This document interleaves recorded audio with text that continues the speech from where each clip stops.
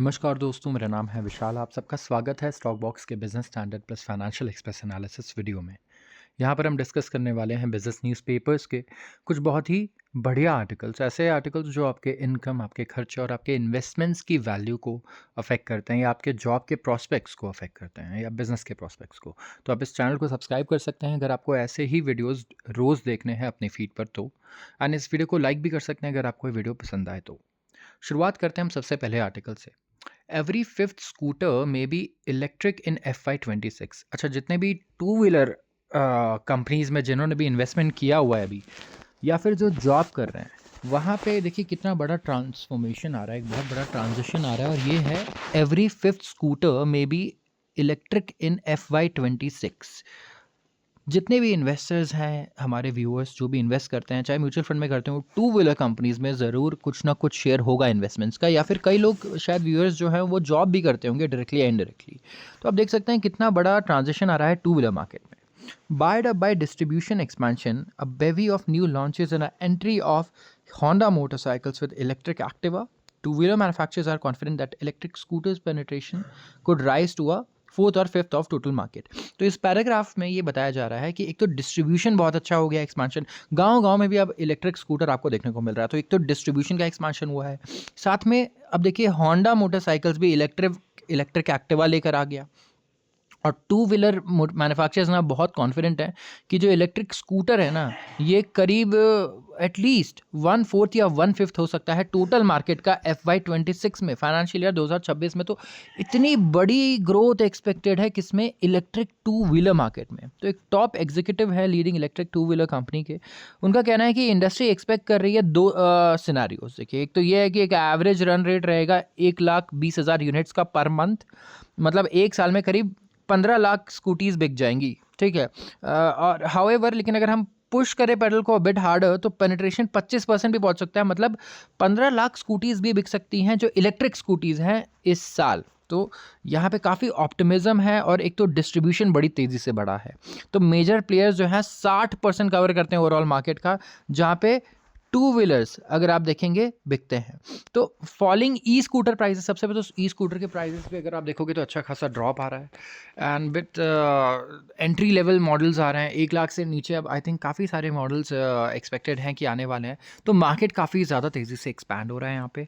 E scooters they are projected की penetration at least 13 to 15% हो जाएगा FY25 में, and then it will increase to 25% और 20% मिनिमम इन FY26। तो वाहन का डेटा है जहाँ पे 0.79 million electric two wheeler scooters already register हो चुके हैं FY25 में। एंड फाइनेंशियल ईयर एक्सपेक्टेड है कि it will close with over 1.1 to 1.1 million unit sales. तो यहाँ पे लीड कौन कर रहा है, सबसे ज़्यादा लीड कर रहा है Ola electric, yes we know, but काफ़ी लोग कैचअप कर रहे हैं उससे। अगर आप दो कंपनीज़ को देखोगे यहाँ पे, विच इज़ हमारे ये बजाज एंड TVS, तो इन दोनों में काफ़ी इंटेंस कंपटीशन है एंड ये काफ़ी तेज़ी से कैचअप कर रहे हैं ओला से। ओला एक टाइम पे more than 50% market share command कर रहा था, लेकिन अगर आप देखोगे तो पिछले एक साल में लगातार मार्केट शेयर इसका ड्रॉप हो रहा है एज़ कम्पेयर टू कॉम्पिटिटर्स जो लगातार गेन कर रहे हैं मार्केट शेयर। सो एक्सपेक्टेड है कि बजाज एंड और TVS मुझे लगता है कि हो सकता है सबसे पहले मैं कहूँगा इलेक्ट्रिक टू व्हीलर कंपनीज बने जो कैचअप कर पाए ओला से, या मे बी उसको एक्सीड भी कर पाए उसके सेल्स को किसी पर्टिकुलर क्वार्टर या particular month. So we have to yet see that. तो टॉप एग्जीक्यूटिव्स का कहना है कि जितने भी EV कंपनीज हैं इंक्लूडिंग लीडिंग प्लेयर्स जैसे Bajaj, TVS, Ather and Hero MotoCorp, so I think इसमें ओला का नाम भी होना चाहिए था। Plan to expand add around 2000 new dealers and sub dealers. सो 2000 नए डीलर्स एंड सब डीलर्स आएंगे इनके नेटवर्क में अक्रॉस द कंट्री। एंड अब क्योंकि होंडा भी आ गया है तो ये भी अपने डिस्ट्रीब्यूटर्स ऐड करेगा in its network, and this is going to be a big competition क्योंकि Honda Activa is one of the best selling two wheeler scooty India में। तो इलेक्ट्रिक टू व्हीलर भी अगर Honda Activa में आया है तो it is going to be very intense competition between the top 3 या top 4 कंपनीज जो हम देखने वाले हैं आगे जा करके। So let's move on to the other article. Amazon, Flipkart face QCOM hurdle. E commerce majors हैं हमारे Amazon एंड फ्लिपकार्ट, एंड ये प्लान कर रहे हैं कि जल्दी से अपना quick commerce operation scale up करेंगे। प्रॉब्लम क्या हो रही है कि ब्लिंकिट, जेप्टो एंड इंस्टामार्ट, इन्होंने डिलीवरी शुरू किया था चिप्स के पैकेट्स और बहुत छोटे छोटे आइटम से, बट अब ये इतनी तेज़ी से एक्सपैंड कर रहे हैं। अगर आप देखो तो अभी आप हीटर खरीद सकते हो, इलेक्ट्रॉनिक मोबाइल फ़ोन्स ऑर्डर कर सकते हो। तो ये धीरे धीरे वो सारे आइटम्स ऐड कर रहे हैं अपने मैं कहूँगा कार्ट में, जो ऑलरेडी फ्लिपकार्ट और अमेज़न जहाँ डोमिनेट कर रहा था। तो अब ये मेरे ख्याल से रिक्वायरमेंट है, मजबूरी है फ्लिपकार्ट और अमेज़न की कि ये भी 15 मिनट डिलीवरी टाइप चीज़ें स्टार्ट करें स्पेसिफिकली। एंड इनको करीब करीब $1 बिलियन इन्वेस्ट करने होंगे each over the next 2 to 3 years to catch up, अगर कैचअप करना चाहते हैं ब्लिंकिट एंड इंस्टामार्ट एंड जेप्टो से। तो क्यू कॉमर्स का मतलब, क्यू कॉमर्स होता है बेसिकली क्विक कॉमर्स, जहाँ पे 10 मिनट से 30 मिनट के बीच में आप डिलीवर कर रहे हो चीज़ को। अगस्त में वॉलमार्ट ओन फ्लिपकार्ट ने एंटर किया था क्यू कॉम सेगमेंट मिनट्स के साथ, मिनट्स नाम था इनके ब्रांड का। एंड अमेजन प्लान करने वाला है यहाँ पे कि ये लॉन्च करेगा 23 जनवरी में। एंड इन्हें इन्वेस्ट करना होगा करीब कम से कम भी $1 बिलियन 2 से 3 साल में, अगर ये कैचअप करना चाहते हैं। तो अभी ये एक्सपेरिमेंट कर रहे हैं। अभी इनका कहना है कि चलो पहले $25 मिलियन इन्वेस्ट करते हैं, देखते हैं कि क्या होता है, कैसा होता है, क्या काम करता है, क्या काम नहीं करता है।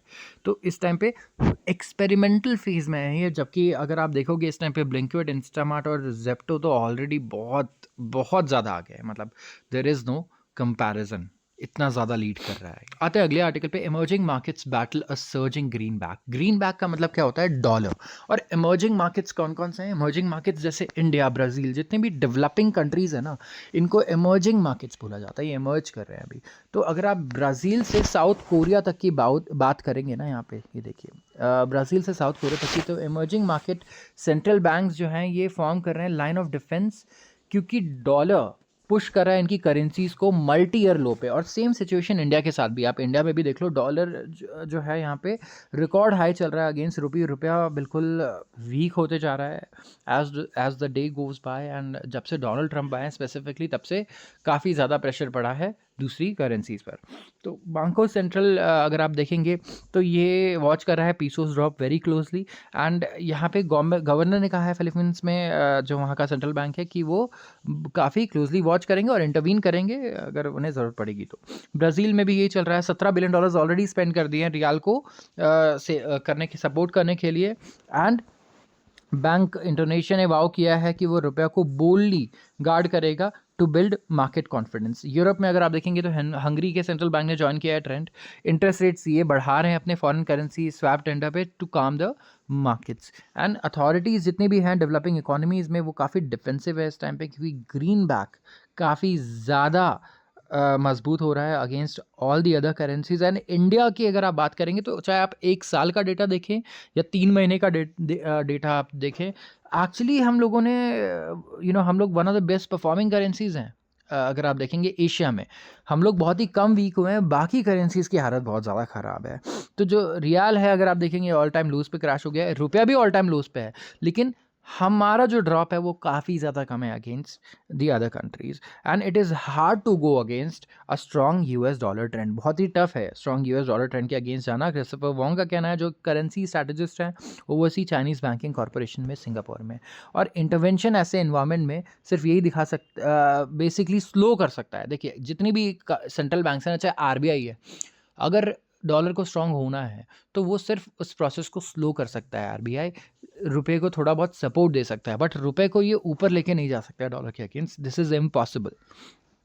तो यहाँ पे सेंट्रल बैंक्स को स्टिल यूज़ करना होगा वर्बल और एक्चुअल इंटरवेंशन टूल्स। तो MSCI emerging markets currency index ये गिर चुका है 3.2% सिंस एंड सितंबर। तो MSCI emerging markets currency index क्या है? इसमें जितने भी इमर्जिंग मार्केट्स है ना, उनके करेंसी को बेसिकली एक बास्केट बना दिया गया और देखा गया कि ये सारे करेंसीज मिल करके 3.2% डेप्रिशिएट हुए हैं सिंस एंड सितंबर। और यहाँ पे बिगेस्ट क्वार्टरली ड्रॉप के लिए प्रिपरेशन चल रही है 2 साल में, led by real, Hungarian forint and Chilean peso. ये 3 कंट्रीज यहाँ पे लीड कर रही हैं जहाँ सबसे बड़ा ड्रॉप है।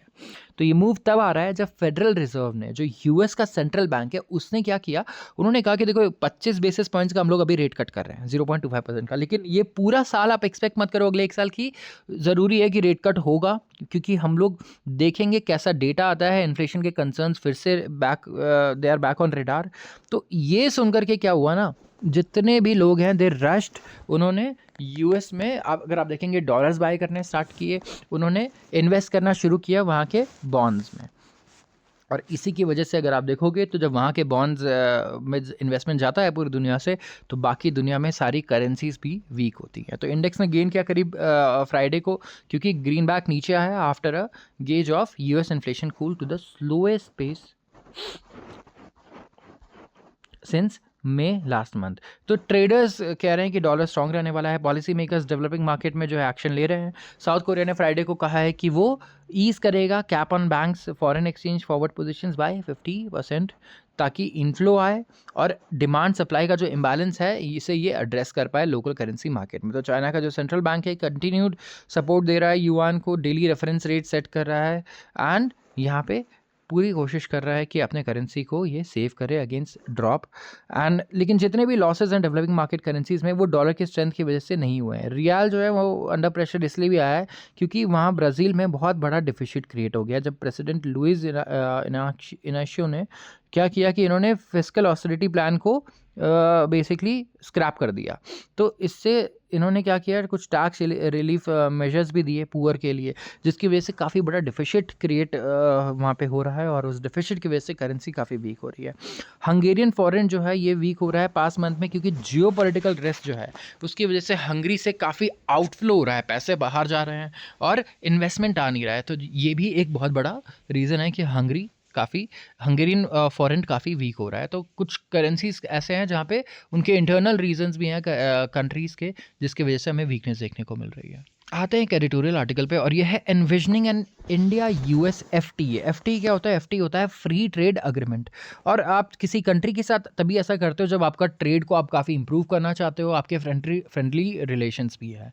तो यहाँ पे एफटीए अगर आप बात करोगे यूएस के साथ तो इससे काफ़ी हमें फ़ायदा हो सकता है। और स्पेसिफिकली जब डोनाल्ड ट्रंप आ रहे हैं तो एफटीए ना बहुत ही स्टेबिलिटी क्रिएट करेगा हमारे लिए, बहुत ही बढ़िया स्टेबिलिटी क्रिएट करेगा, मैं कहूँगा अगले 5 साल के लिए एटलीस्ट। तो यहाँ पे कुछ अच्छे 10 पॉइंट्स दिए हैं राइटर ने कि क्या क्या हो सकता है फ़ायदा। तो एक बार हम लोग सिर्फ उन पॉइंट्स पे फोकस करेंगे।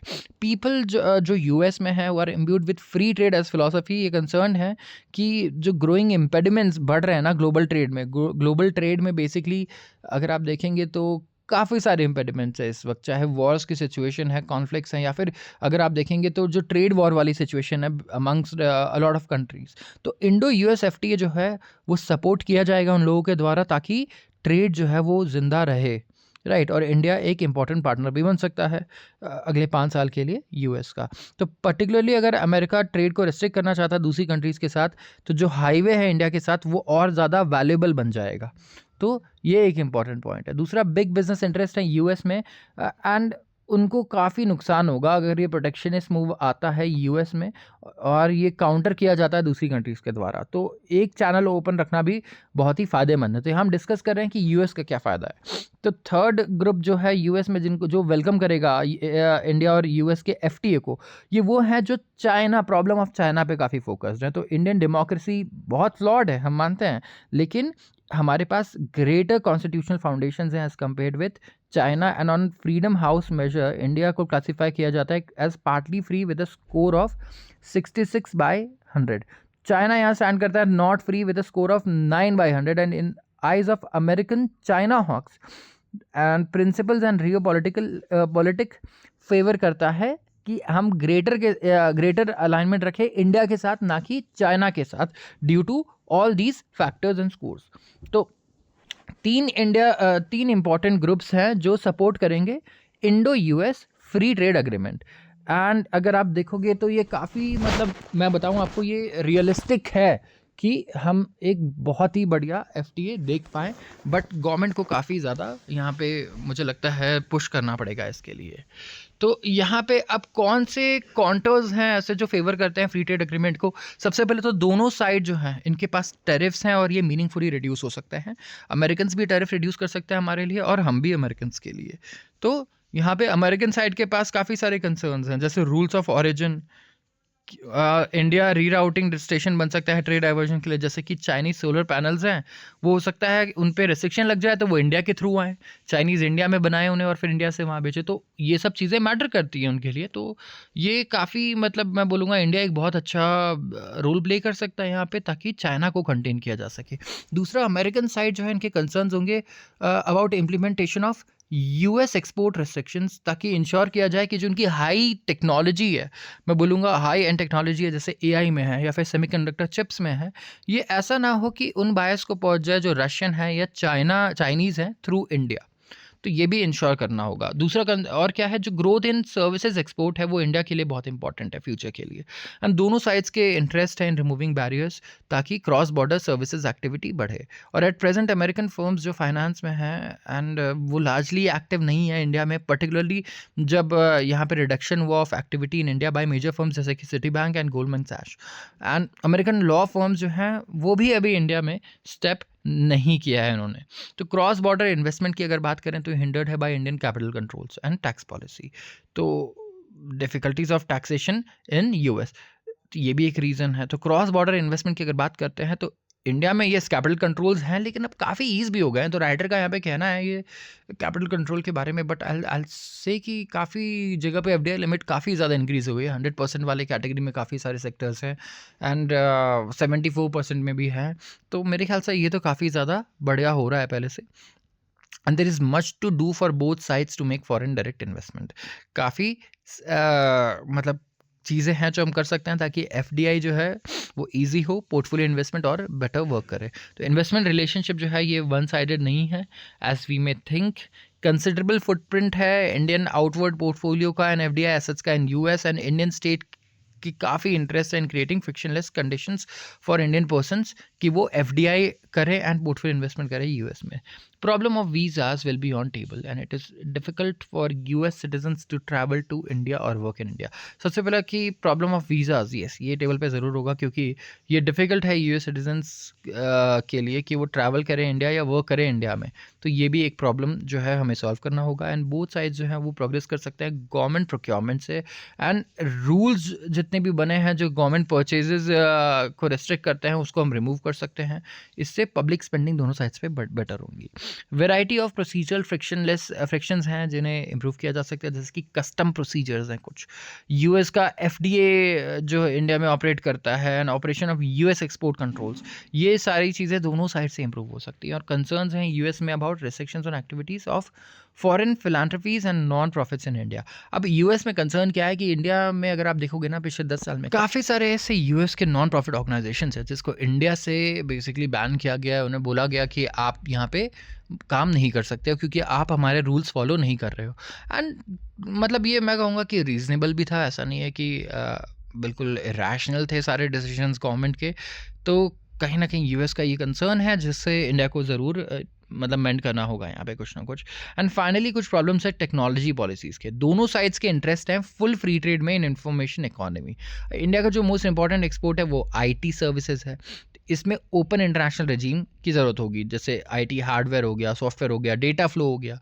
तो जो इंटरफेरेंस है ना डिजिटल फ्री ट्रेड में, जैसे रूल्स है डेटा लोकलाइजेशन के इंडिया में, जैसे आप ना कभी भी कोई अगर स्टार्टअप करो, बिजनेस करो, आपको समझ में आएगा, या आप कहीं पे अपना इन्फॉर्मेशन देते हो चाहे पैन कार्ड या कोई भी डिटेल, रूल ये है कि वो इंडिया में स्टोर होना चाहिए, ऐसा नहीं कि आप कहीं बाहर स्टोर कर सकते हो इसे। तो ये सारे रूल्स जो है ये पॉसिबिलिटीज़ को हिंडर करते हैं। उसके अलावा इंडिया के इंटरेस्ट में यह है कि वो फिट हो ग्लोबल आईटी ऑर्डर में एंड प्रॉस्पर करे उससे, जैसा किया गया था फर्स्ट 30 ईयर्स में of IT revolution, rather than being a disruptor. तो स्ट्रैटेजिक ऑटोनॉमी इजी है, फॉरेन पॉलिसी हार्ड है। यहाँ पे काफ़ी होमवर्क चाहिए होगा कि हम अंडरस्टैंड करें इंडियन इकोनॉमी को और कैसे हम ऑफर कर सकते हैं यूएस को बेनिफिट्स, एंड वैसे ही यूएस भी हमें इस तरीके से बेनिफिट कर पाए। तो आज के लिए बस इतना ही। अगर आपको वीडियो पसंद आई हो तो ज़रूर इसे लाइक करें और चैनल को सब्सक्राइब करना बिल्कुल ना भूलें। आप सबका बहुत बहुत धन्यवाद।